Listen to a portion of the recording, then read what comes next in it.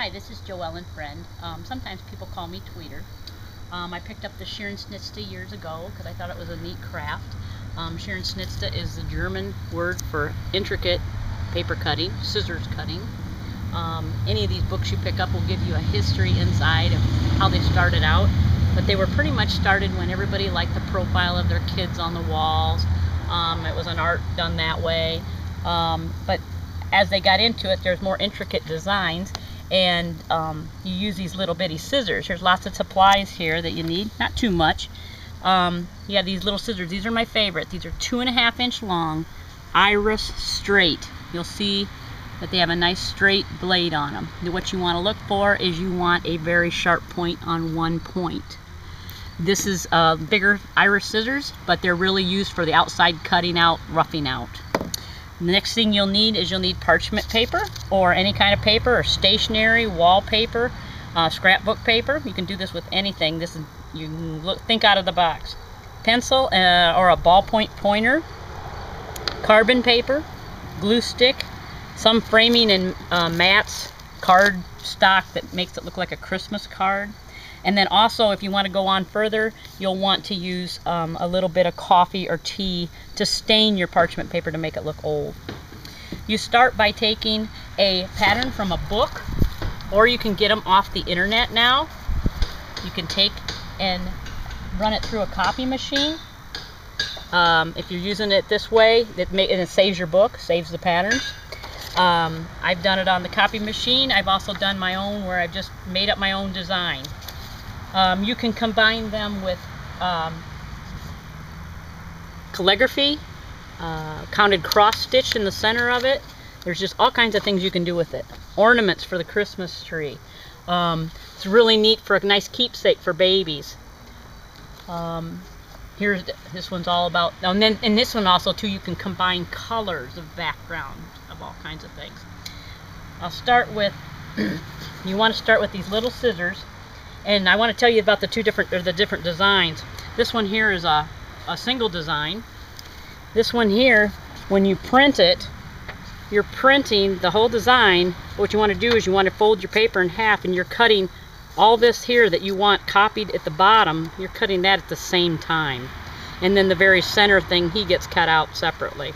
But you want to make sure you keep your papers tight together, clean them all out, cut them all out, and then when you're done, you clean up on the other side. That's the clue to the whole thing. Is you start from the very smallest points, and you work your way out. So you always have something to hold on to. Now I've cut out this little thing here, or somebody did. I don't remember if I did or not. And then when you're done, you want to open it up.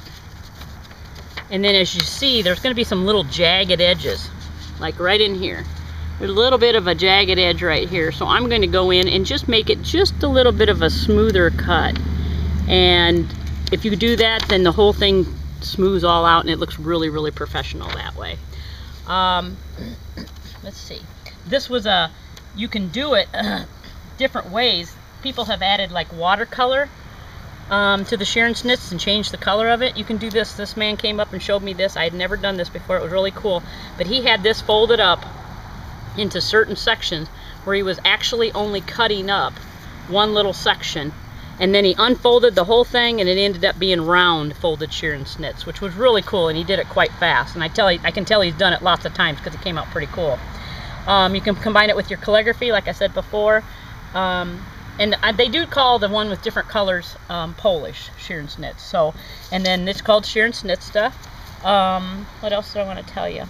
When you're done with your design, which here I've got one cut out completely, and I decide what I want to put it on, like a certain piece of paper, like this is kind of a Christmassy one. What you do is you lay out your design upside down on a wax piece of paper. You take your glue stick. You want to be very careful because all the little pieces are a little bit intricate. You don't want to rip it. Go around gluing all the edges down, trying to get the glue stick on all that. And then what you're going to do is you're going to flip it over on the piece of paper that you want and push it all down. Of course, if you wanted to do this staining with the coffee, you'll want to do that beforehand because you wouldn't want to stain the background picture. And what you'll end up having is your design. Now this one, it actually was a Christmas ornament, and then you could just pop a hole in it and hang it from the tree, and you can make another one for the other side. They can spin together. I've done some where it was this design, it was folded in half, and you stitch up through the center, and it makes a Christmas ornament. Lots of neat things you can do with it. Thinking out of the box is what's cool. So you don't always have to do it just how they say in the book. It can be, after you get it all pressed down, if it does have wrinkles, you can use a heavy book over the top of it, or you can also use a warm iron. Cutting the mounted pieces between a mounting board and glass are the best way to preserve it for a long time, because actually after a while it could bow up. You can prevent it from curling or tearing that way. But I sure enjoy doing it, and it's a real relaxing art. Thanks for watching. My name is Tweeter. If you would like to leave me a message, I'll get back to you with anything I got. If you want to subscribe on the line above, and I hope you enjoyed this. Talk to you later.